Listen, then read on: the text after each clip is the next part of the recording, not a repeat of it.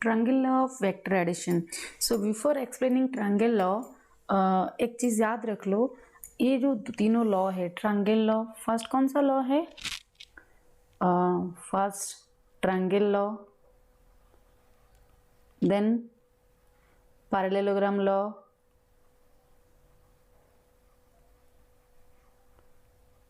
ये जो दो लॉ है इसे हम क्यों यूज करते हैं?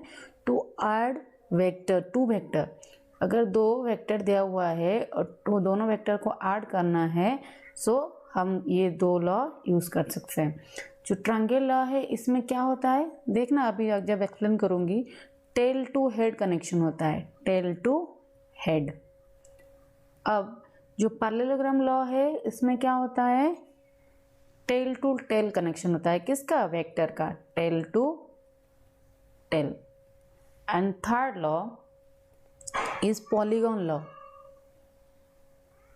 Polygon law of vector addition. अगर दो से ज़्यादा वेक्टर है, मल्टीपल वेक्टर, सो यहाँ पे अगर मल्टीपल वेक्टर है, सो इसे ऐड करने के लिए हम यूज़ करते हैं polygon law of vector addition. So यहाँ पे क्या होगा, कैसे कनेक्शन होगा? Tail to head. हो गया? सो ये तीनों चीज़ें याद रख लो। तो क्या था, अगर दो वेक्टर ऐड करना है तो हम यूज़ करते हैं triangle law and parallelogram law. अगर दो से ज़्यादा वेक्टर है उसे ऐड करने के लिए हम यूज़ करते हैं polygon law. Clear? So now I will explain triangle law of vector addition. देख लो। सो स्टेटमेंट क्या बोलता है? स्टेटमेंट कहता है कि triangle law of vector addition states that when two vectors are represented as two sides of a triangle with the same order of magnitude and direction, then the magnitude and direction of the resultant vector is represented by the third side of the triangle taken in reverse order और opposite order. So अभी देख लो।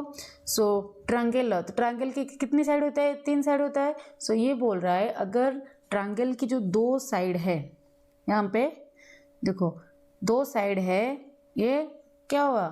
Taken in same order, order same है। तो देखो यहाँ पे पहले बोला था ना कैसे कनेक्शन हुआ है? Tail to head. एक वेक्टर का ये जो हेड है, एक वेक्टर का इसका टेल हेड से कनेक्ट हुआ है। क्लियर? नाउ अगर ये दो साइड रिप्रेजेंट करता है दो vector, A vector and this is V vector, then the third side or closing side will represent the resultant and taken in opposite order. So this is the resultant. So यहाँ पे हमें क्या करना है? जो resultant हुआ है, so resultant का magnitude and direction निकालना है। So क्या करेंगे हम? magnitude of resultant, magnitude of R. So उसे निकालने से पहले तो एक चीज़ ड्रॉ करना है। ये जो ए वेक्टर है उसको थोड़ा एक्सटेंड कर लो, ये हो गया extension. Now draw perpendicular on it, ये हो गया परपेंडिकुलर। सो नेमिंग कर लो, अगर ये हो जाएगा तुम्हारा ओ, इसे दे दो A, this is B and this is N and the angle is theta. Here this is 90 degree and name this angle as alpha. So यहाँ पे हो गया ड्रॉ।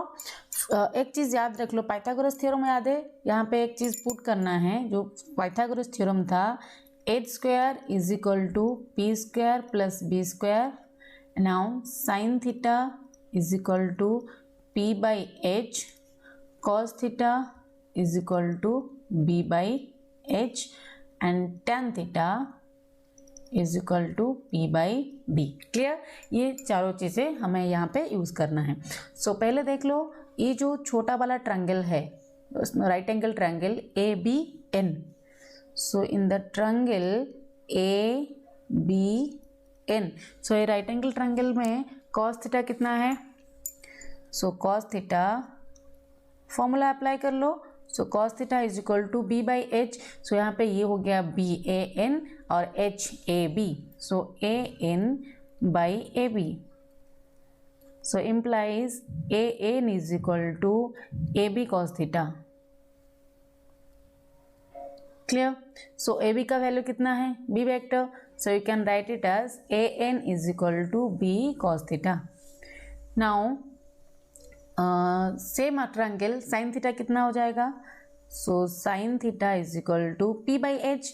सो पी थीटा के सामने जो उसको पी बोलते हैं, so B N by A B, B N by A B implies B N is equal to A B sine theta.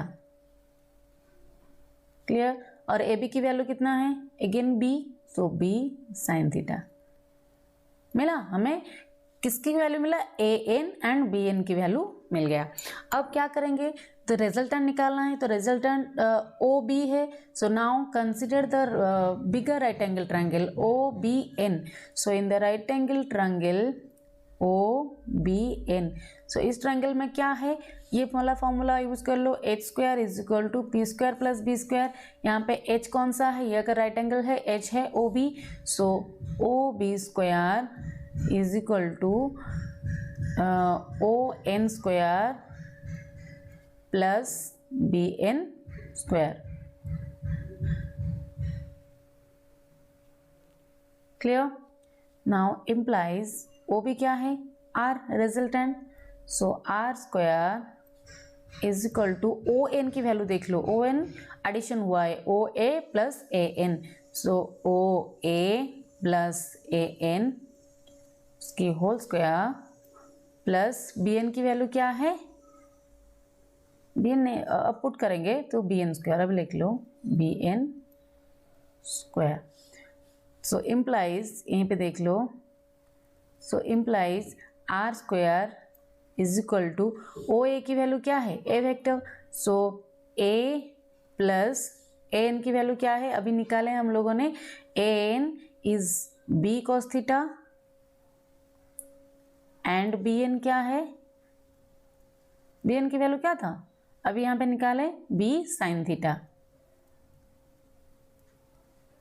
हो गया, तो यहीं पे पुट कर लो, ए प्लस ए एन हो गया बी कॉस थीटा, सो उसका whole square plus B N square, B N की value B sine theta, so B square sine square theta. Implies again R square is equal to, यहाँ पे देख लो A plus B का whole square, तो formula क्या है, A square plus B square plus two A B. So put कर लो A square plus B square cos square theta plus two A B cos theta हो गया, plus B square sine square theta, B square sine square theta. Clear? Now अगर ये दोनों term से B square common ले लोगे, so sine square theta plus cos square theta is equal to 1. So resultant कितना हो जाएगा, again R square is equal to A square plus B square common लिया और दोनों की value cos square theta plus sine square theta 1 है, so रह जाएगा B square plus 2ab cos theta. Clear? सही, ये हो गया तुम्हारा रिजल्टेंट. यहाँ पे देखो आर स्क्वायर है, अगर हमें आर की वैल्यू निकालना है तो क्या हो जाएगा, so R is equal to root over of A square plus B square plus 2ab cos theta. हो गया, ये हो गया expression for magnitude of R. Now we will see, अगर थीटा चेंज होता है, थीटा की वैल्यू चेंज होती है तो आर की वैल्यू क्या हो जाएगा. क्लियर? सो अभी इरेज कर लो. सो यहाँ पे रिजल्टेंट कितना हो गया, R is equal to A square plus B square plus 2ab cos theta. So यहाँ पे उसको रख लेते हैं और बाकी सब इरेज कर देते हैं. हाँ, देन पुट करो थीटा, दो एंगल ले लो. पहला, अगर थीटा तुम्हारा 90 डिग्री हुआ तो क्या हो जाएगा, वैल्यू कितना हुआ थीटा, 90 डिग्री. सो लिख लो यहीं पे, ये हो गया आर की वैल्यू ना. सो यहाँ पे if theta is equal to 90 degree, so यहाँ पे पुट कर लो, क्या हो जाएगा, so R is equal to था ना A square plus B square plus 2ab cos 90 degree. So cos 90 की वैल्यू कितना है, कॉस 90 की वैल्यू 0 होता है, तो ये जो टर्म है पूरा 0 हो जाएगा. तो क्या रह जाएगा, so R is equal to root over of a square plus b square. Now if theta is equal to 0 degree तो क्या होगा, again r is equal to a square plus b square plus 2ab cos 0 degree. Clear? So cos 0 की value कितना है, 1 है, तो ये अगर cos 0 की वैल्यू क्या है, 1 है, तो ये 2ab जैसा था वैसा ही रहेगा. So implies r is equal to root over of a square plus b square plus 2ab. अब देखो ये किसका फॉर्म हो गया, a प्लस b का होल स्क्वायर. सो अभी इसको लिख सकते हैं कि a प्लस b का होल स्क्वायर का रूट ओवर. क्लियर? नाउ इसका स्क्वायर रूट ओवर तो कितना देगा, a plus b. Clear? So r will be equal to a plus b. So ये हो गया पूरा मैग्नीट्यूड और some special case.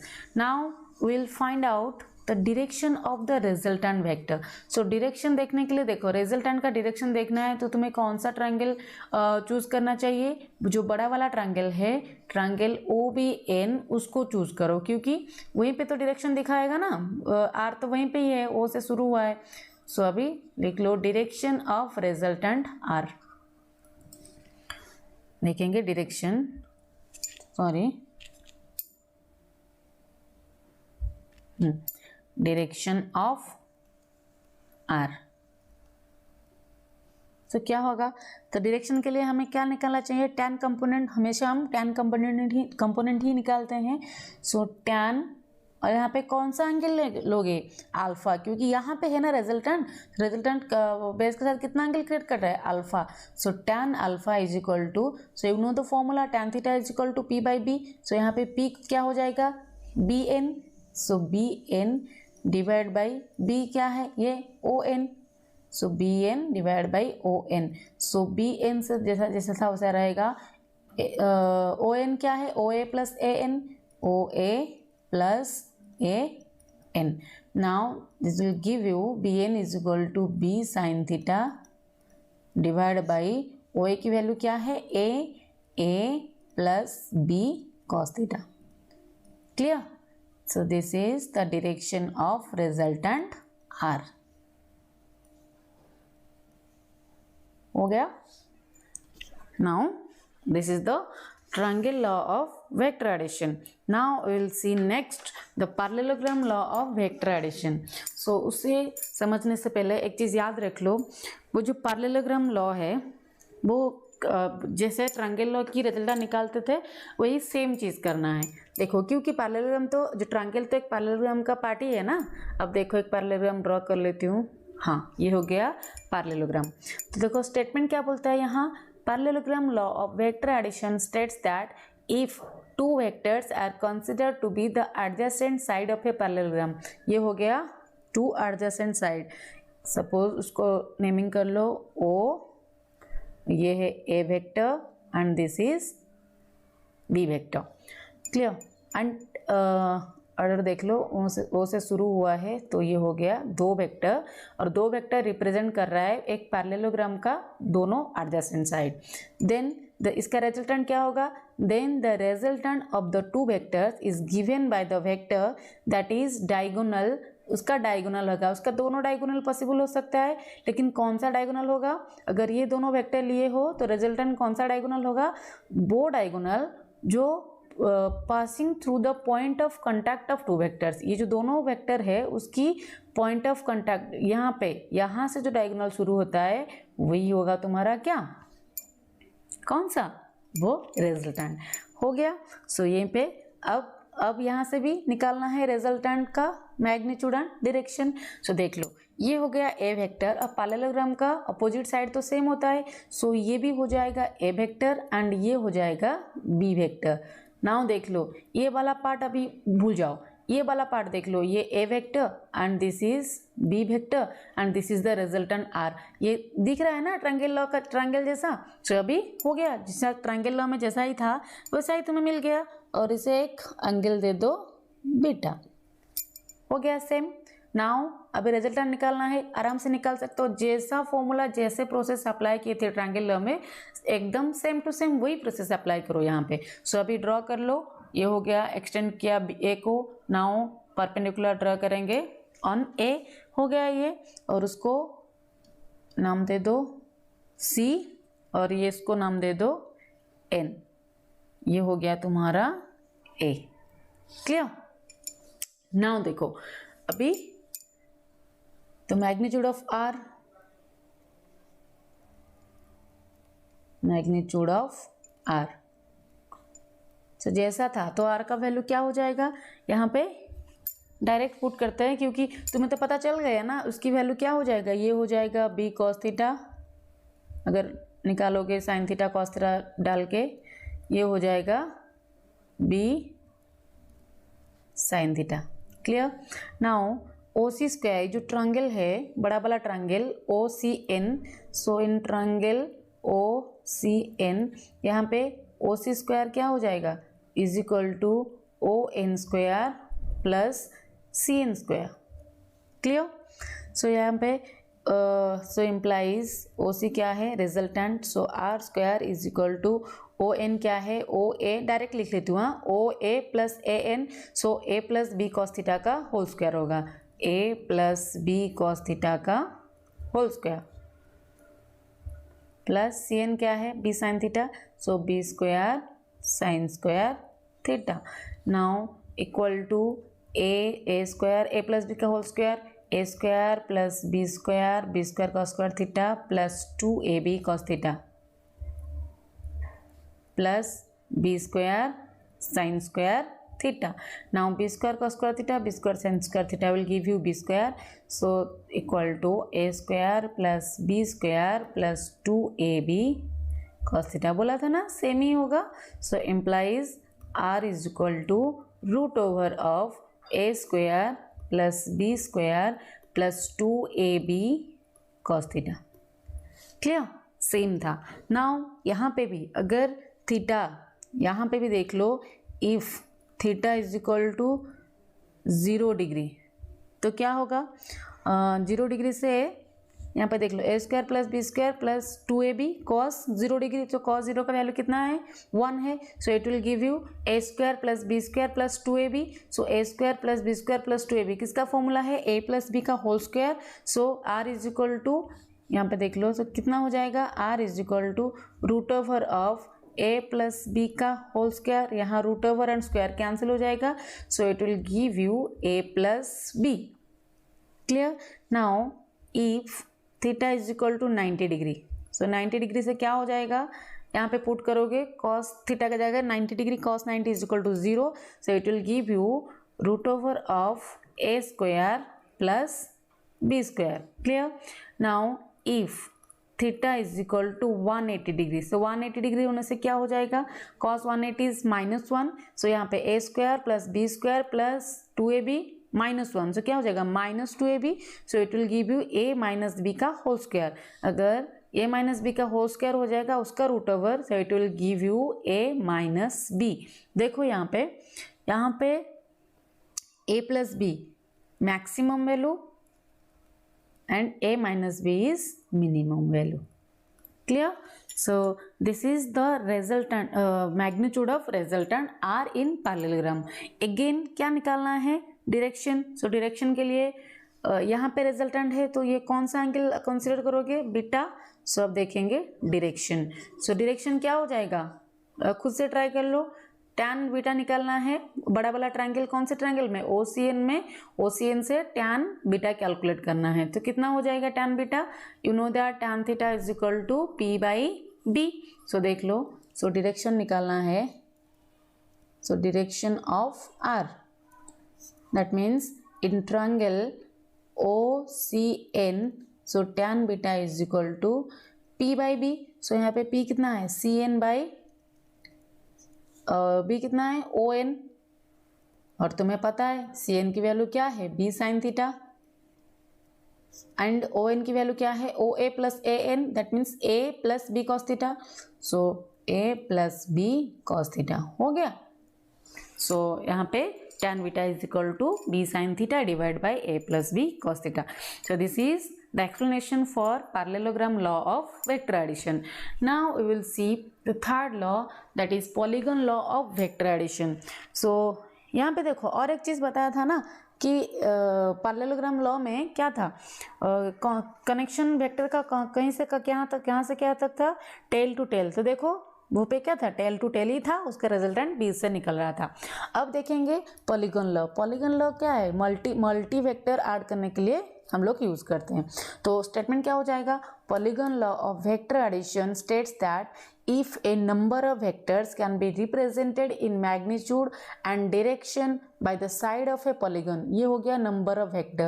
suppose a vector, this is b vector and this is c vector।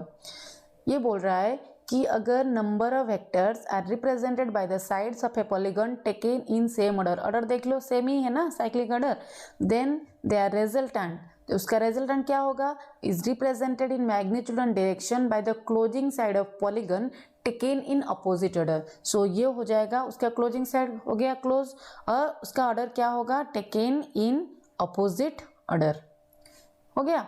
सो ये हो गया तुम लोग का रिजल्टेंट। सो यहाँ पे रिजल्टेंट क्या होगा, डायरेक्ट ऐड होगा। So R is equal to A vector plus B vector plus C vector. अगर ये अपोजिट ऑर्डर में ना होके अगर साइक्लिक ऑर्डर में होता तो क्या हो जाएगा, सब वेक्टर के ऐड होके 0 मिलेगा।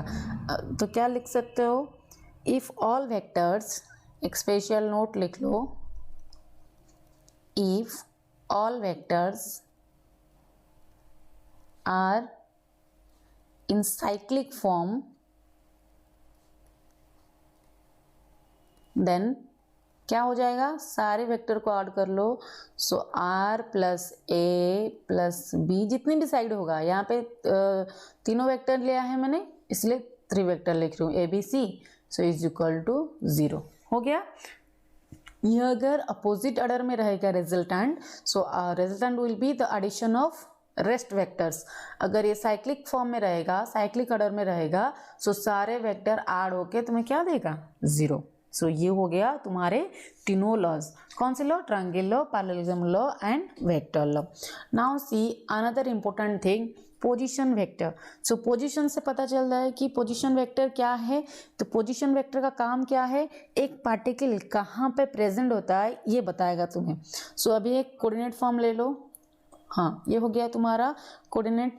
Suppose this is X axis and this is Y axis.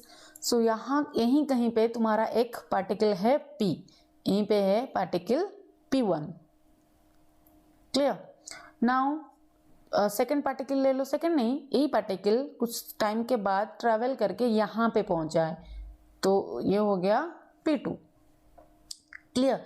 सो ये बोल रहा है तो पोजीशन वेक्टर जो है उसका काम क्या है, it tells position of a particle.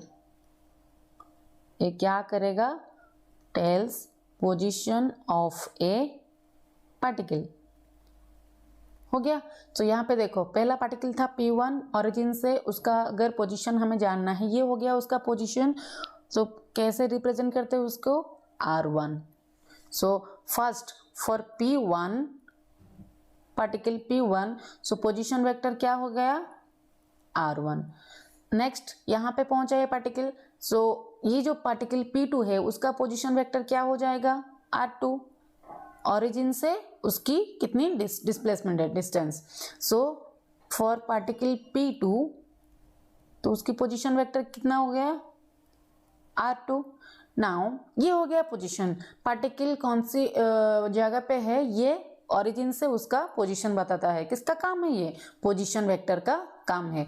Now displacement vector, so displacement vector का काम क्या है, it tales change in position with direction. So it tells change in position with direction. So particle उसका पोजीशन इनिशियल पोजीशन से कहाँ replace हुआ है, कितना रिप्लेस हुआ है विथ रेस्पेक्ट टू डायरेक्शन, ये बताएगा। सो नाउ देख लो, ये अगर तुम मान लो ये हो गया तुम्हारा इनिशियल पोजीशन, ये है इनिशियल, और ये हो गया तुम्हारा फाइनल पोजीशन। सो तुम इनिशियल से फाइनल कितना पहुंचा है तो कैसे निकालते हो, फाइनल माइनस इनिशियल। सो देखो ये हो गया वेक्टर। सो P1 से ये यहाँ पे गया है और उसका डायरेक्शन देखो ये हो गया, ये हो गया, और पार्टिकल P1 से P2 तक गया है। सो ये हो गया तुम लोग का पोजीशन वेक्टर, सॉरी ये P1 से P2 हो गया डिस्प्लेसमेंट वेक्टर। उसको कैसे निकालोगे तो तुम्हें पता है R1 2 वेक्टर मीन्स 1 से ये 2 तक गया है, तो उसका वैल्यू कैसे निकालेंगे। सो हमें पता है, सो हम डिस्प्लेसमेंट कैसे निकालते हैं। So displacement is equal to final minus initial, final minus initial. So यहाँ पे फाइनल वैल्यू पोजीशन वेक्टर क्या था R2। सो इम्प्लाइज तुम ऐसे लिख सकते हो R12 is equal to final कितना है R2 माइनस इनिशियल कितना है R1। हो गया क्लियर, समझ में आया। बस यही था position vector and displacement vector, ऐसे ही निकालते हैं। नेक्स्ट आओ another important thing, resolution of A vector. So resolution क्या करता है, क्यों यूज करते हैं हम। देखो अगर एक वेक्टर इंक्लाइंड हुआ है with some angle, then it will be revolve into its two component. So कैसे होगा, देखो लिख लो, when vector is inclined at some angle, अब डायग्राम करूंगी तो समझ में आ जाएगा, at some angle then it is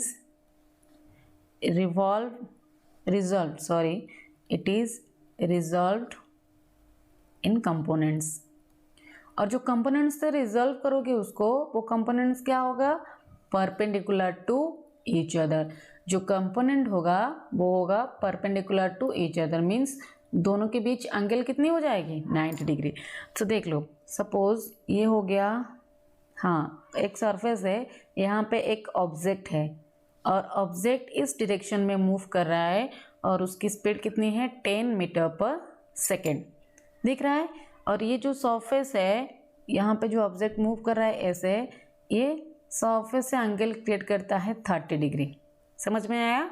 यहाँ पे एक बॉक्स है, वो 30 डिग्री इंक्लाइन हुआ है टू द सरफेस एंड इस डायरेक्शन में मूव कर रहा है और स्पीड कितनी स्पीड में 10 मीटर पर सेकेंड। नाउ हमें देखना है हमें एक चीज़ देखो, वो जो रिजॉल्व करना है उसे क्यों करना है, हम इसलिए रिजॉल्व करते हैं कि हमें देखना है कि हॉरिजॉन्टल में कितना मूव कर रहा है एंड ये जो हो गया वर्टिकल में कितना मूव कर रहा है। क्लियर। सो अब देख लो यहाँ पे 30 डिग्री हुआ है ना, तो ये जो कंपोनेंट है उसको रिजॉल्व करोगे, दोनों component perpendicular to each other. So ये हो गया हॉरिजॉन्टल कंपोनेंट एंड ये हो गया उसका वर्टिकल कंपोनेंट। अब देखो दोनों 90 डिग्री है ना टू ईच अदर। सो जो और एक चीज़ याद रख लो, जिससे एंगल वो क्रिएट करता है वो वाला कंपोनेंट क्या हो जाएगा, कॉस थीटा। सो यहाँ पे लिख सकते हो 10 कॉस थीटा, और जो दूसरा कंपोनेंट है वो क्या हो जाएगा, साइन थीटा। सो 10 साइन थीटा। सो क्या याद रखना है, जहाँ पे एंगल क्रिएट हुआ है वो वाला कंपोनेंट है कॉस एंड जहाँ दूसरा कंपोनेंट हो जाएगा तुम्हारा साइन। सो यहाँ पे पुट कर लो। सो 10 कॉस कितना, एंगल कितना है 30, तो 10 कॉस 30 डिग्री और यहाँ पे कितना हो जाएगा 10 साइन 30 डिग्री। क्लियर। अब वैल्यू पुट कर लो 10 कॉस 30, तो कॉस 30 का वैल्यू कितना होता है √3/2। सो अगर उसको सॉल्व करोगे क्या मिलेगा 5√3, और साइन 30 का वैल्यू कितना होता है हाफ। सो 10 इंटू हाफ, तो क्या हो जाएगा 5 मीटर पर सेकेंड, और यहाँ पे हो गया 5√3 मीटर पर सेकेंड। सो उसका जो कंपोनेंट ब्रेक किए हुए हैं वो हॉरिजॉन्टल में कितना है 5√3 एंड वर्टिकल में कितना है 5 मीटर पर सेकेंड। हो गया। So this is some basic laws. Next class I will discuss vector product or scalar product, cross product and dot product.